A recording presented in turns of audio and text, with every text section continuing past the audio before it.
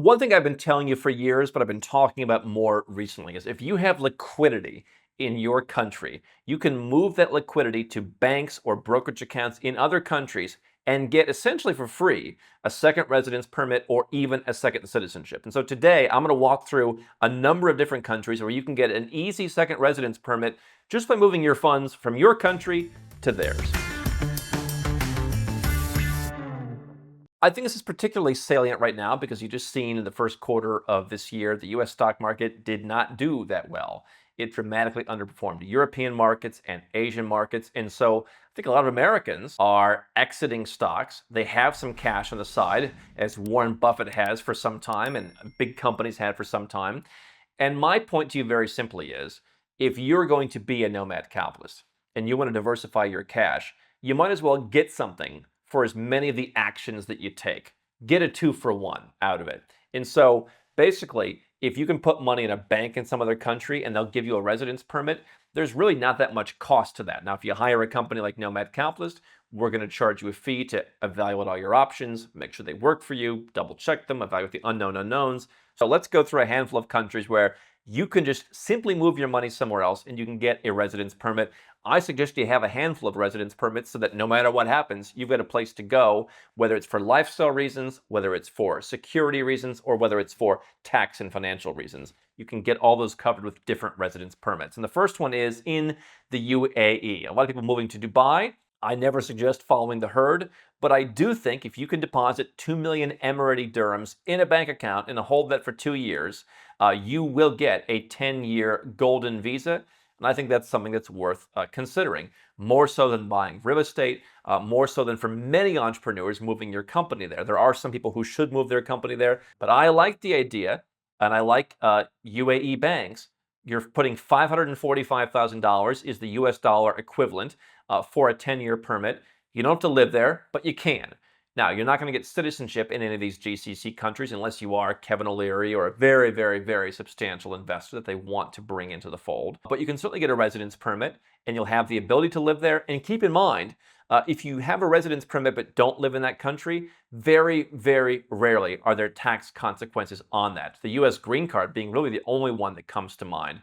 US green card holders have a residence permit. They're required to basically be in the country a lot, and they are a US taxpayer by virtue of holding that US green card. Pretty much the rest of the world, to the extent that some of these countries don't even have taxes, if you don't live there long enough to be a taxpayer, they don't tax you. So don't think just getting a residence permit to keep in your back pocket as a plan B. That does not subject you to more tax in most cases, but it's always good to check your particular situation. If you like Europe, let's go through a couple of options there. Greece, historically one of the more affordable golden visa programs. Portugal is the one that really leads to citizenship with the least muss and fuss for many people. But if you just want access to Europe, and you want to be able to travel anywhere in Europe, and you want to be able to live in Greece as long as you want, but not have to live there, you can put 500,000 euros in the bank. And you do not need to be there, but you can be there. Greece has a tax deal.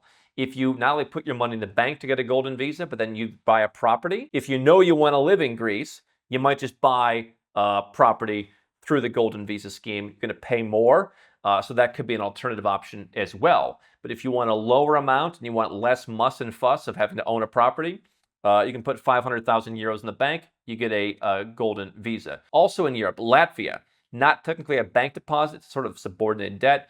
Even cheaper though, 280,000 euros is how much you have to basically commit to a bank to get a 5-year temporary residence permit. Now you can get Latvian citizenship. You have to learn Latvian. You have to be there for about 3/4 of the year for about 10 years. And so if you're not going to be there, and if you're not working to citizenship, basically every 5 years, you just have to kind of renew the residence permit, renew the investment, and pay a small additional fee. So unlike in Greece, in Latvia, you're going to spend, you're going to invest in this case less.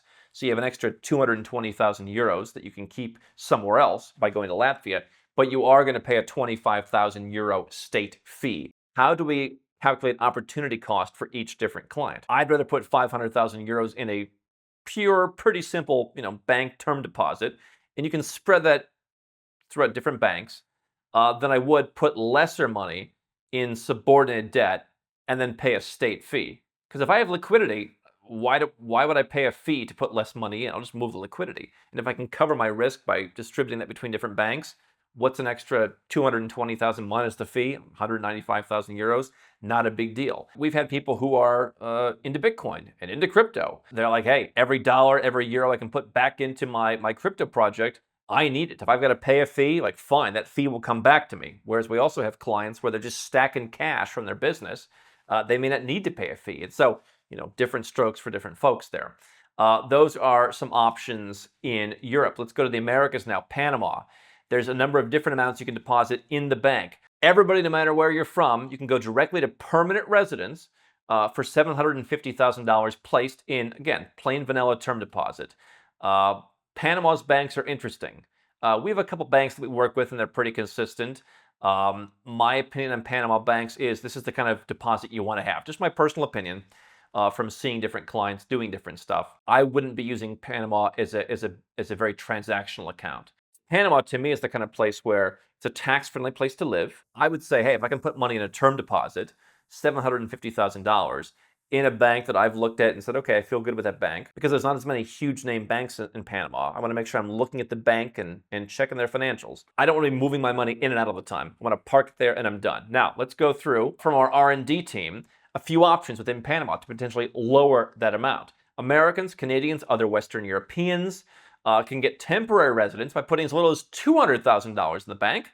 Now, you can also buy real estate. You can also start a company and hire yourself. But again, if we're looking at low muss and fuss, $200,000 in the bank. If you're coming from a Western country that's on the nice list, $200,000 you can put in the bank to get temporary residence, and then after 2 years you can upgrade to permanent residence. So if you are okay with that temporary status to start, you can put as little as 200,000 in. Alternatively, again, you can buy real estate as low as 300,000 and get PR immediately. You can also get PR immediately if you buy $500,000 of Panamanian securities, stocks, for example, or if you put the 750 in a term deposit. So for someone who wants to buy stocks, this is not the U.S. stock market we're talking about. This is the Panamanian companies that we're talking about. But 750, all told, gets you a residence permit. Permanent residence, you can live in Panama anytime you want without the obligation to do so.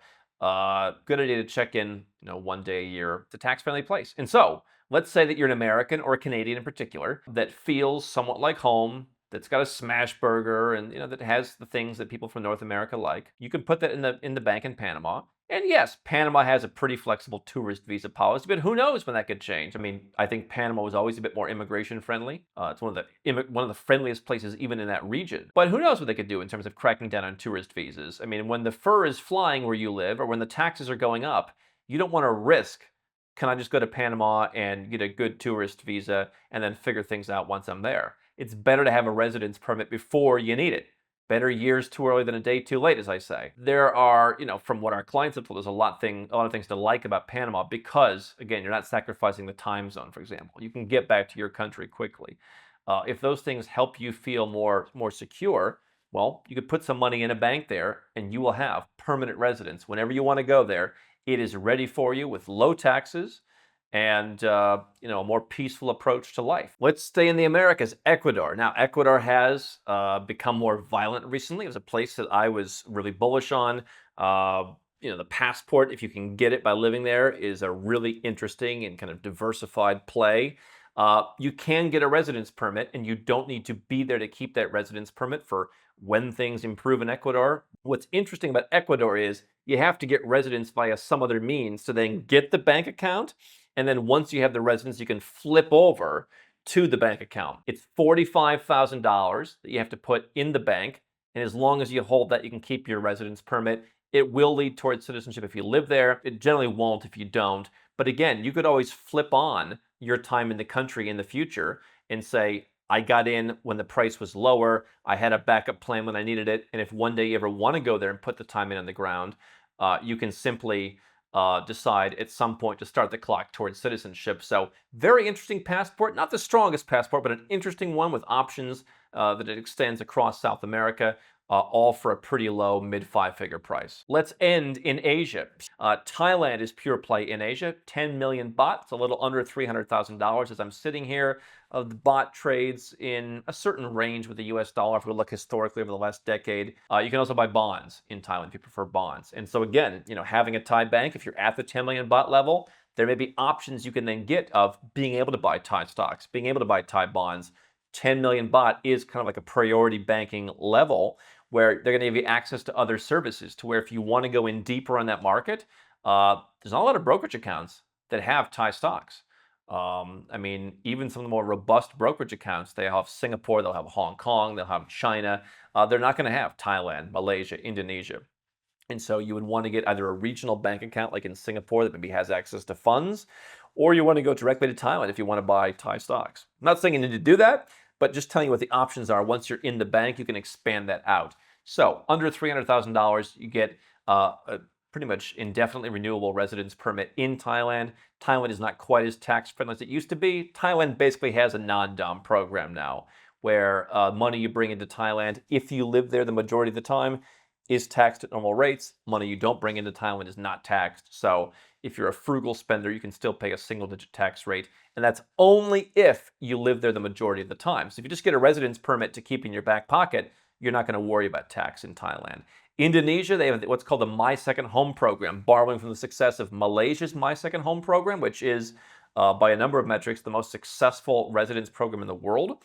Indonesia says put $129,000 in one of our government-owned banks, and you get an IM2H. You don't need to be there to keep it.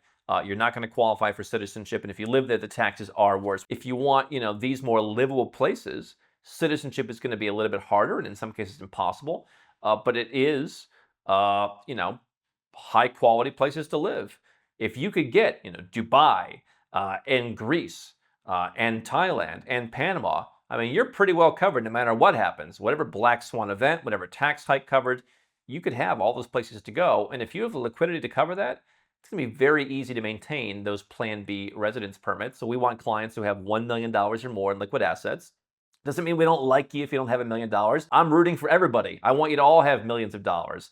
So go to nomadcapitalist.com/apply. We'd be happy to help you figure out your bespoke plan, not just for banking and residence, but asset protection and citizenships and taxes as well, all under one roof. If you want to learn more stuff like this, and you're not at the $1 million mark, we invite you to come to Nomad Capitalist Live. It's our annual event. We talk about this stuff. You can meet people from all around the world, and you'll get more of a handle of how this stuff works.